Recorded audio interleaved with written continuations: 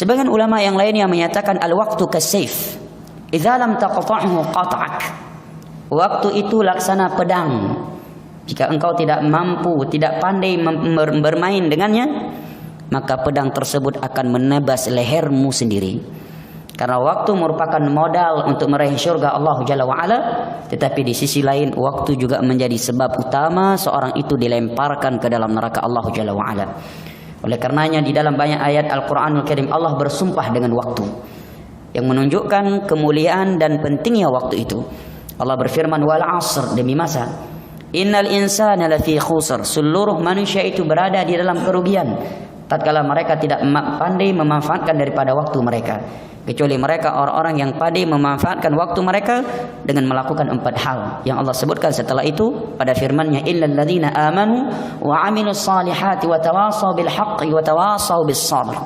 Di dalam sebuah hadis yang diriwayatkan oleh Imam Tirmidzi dari Abdullah bin Mas'ud radhiyallahu anhu, Nabi sallallahu alaihi wasallam bersabda, la tazulu qudama 'abdin yaumal qiyamati hatta yus'ala an arba'. Tidaklah langkah seorang hamba itu pada hari kiamat bergerak melainkan akan ditanyakan kepadanya 4 perkara. Dia harus mampu menjawab 4 pertanyaan Allah Jalla wa Ala tersebut. Yang pertama kata Nabi sallallahu alaihi wasallam, an sya'an waqtihi fima afna. Allah akan bertanya kepadanya tentang waktu yang telah Allah berikan kepadanya, kemana ia habiskan. Wa an syababihi fima ablah. Yang kedua, tentang masa mudanya, kemana ia usangkan. Apakah dia habiskan untuk nongkrong nonton Liga Inggris, ya, Liga Itali, ya, MotoGP, ya, habis dengan asmara subuh, atau kan untuk apa? Yang ketiga kata Nabi sallallahu alaihi wasallam, an ilmihi fima amila bih. Allah akan bertanya padanya akan ilmu yang telah ia pelajari, apakah dia telah mengamalkannya ataukah tidak. Yang keempat kata Nabi sallallahu alaihi wasallam, an malihi min aina iktasabahu wa fima anfaqah. Harta yang telah Allah berikan kepadanya dihisab oleh Allah, persen dihisab oleh Allah. Persen dihisab oleh Allah Jalla wa Ala. Dari mana engkau memperolehnya dan kemana saja telah engkau membelanjakannya. Ini 4 pertanyaan. Yang bertanya adalah Allah Subhanahu wa taala. Kalau yang bertanya adalah manusia di dunia ini, ketika kita di persidangan mungkin kita bisa menyogok dan menyuap jawaban. Tetapi pada hari kiamat yang menghisab kita adalah Rabbul Alamin, As-Sami'ul Alim.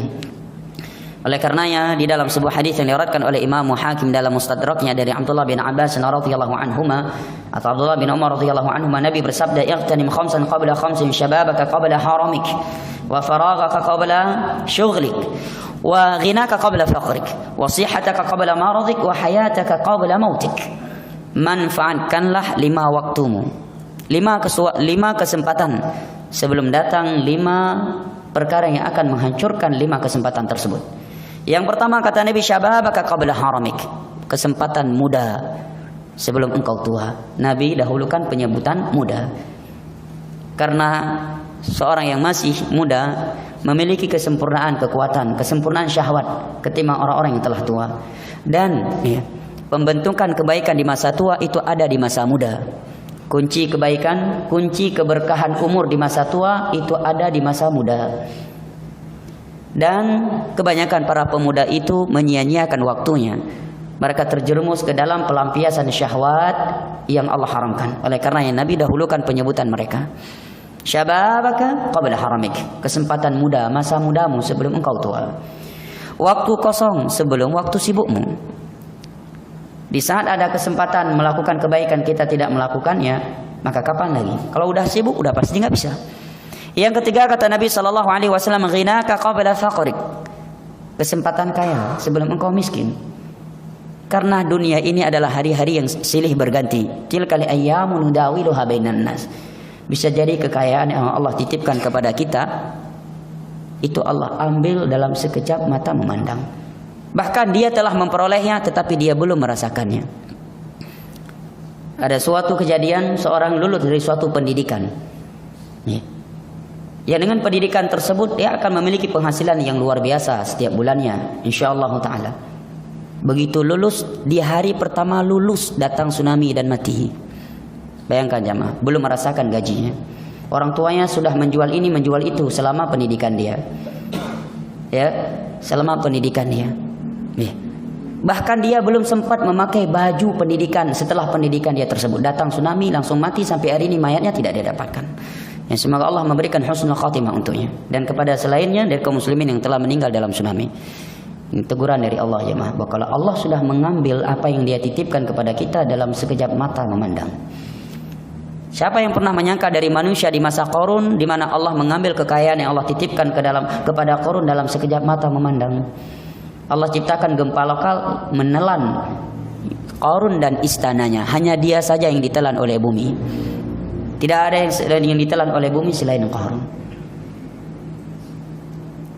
Maka Nabi ingatkan, ghinaka qabla faqri. Kayamu, manfaatkan masa kayamu untuk bersedekah, membangun masjid, memberi iftar kepada manusia, membantu anak-anak kaum muslimin yang berhak dibantu, mempergunakannya di jalan Allah Jalla wa Ala. Karena harta itu yang halalnya dihisab dan yang haramnya diazab. Yang halalnya dihisab dan yang haramnya diazab.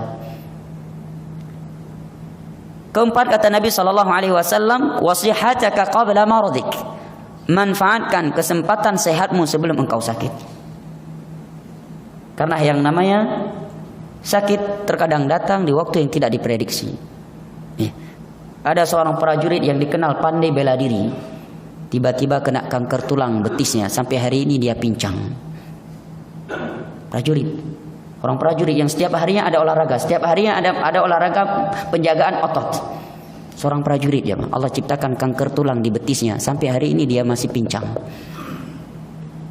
Ada juga prajurit elit tiba-tiba lumpuh dan dia masih muda.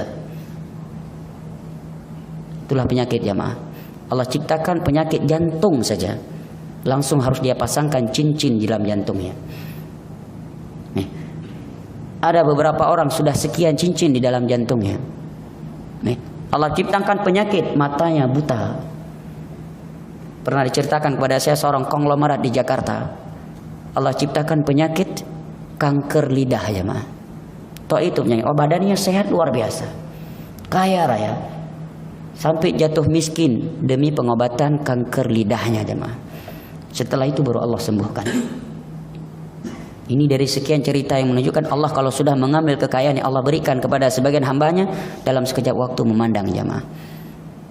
Nah, tapi banyak kejadian-kejadian yang dengannya ada orang-orang kaya tiba-tiba miskin dan ada orang miskin tiba-tiba kaya. Maka Nabi ingatkan kita, ghinaka qabla faqrik. Ya. Dan demikian orang yang sehat tiba-tiba sakit, orang-orang yang sakit tiba-tiba kaya. Nah, yang kelima kata Nabi sallallahu alaihi wasallam, wa hayataka qabla mautik. Manfaatkan kesempatan hidupmu di dunia ini sebelum engkau mati, karena hidup itu hanya sekali, tidak lebih dari itu.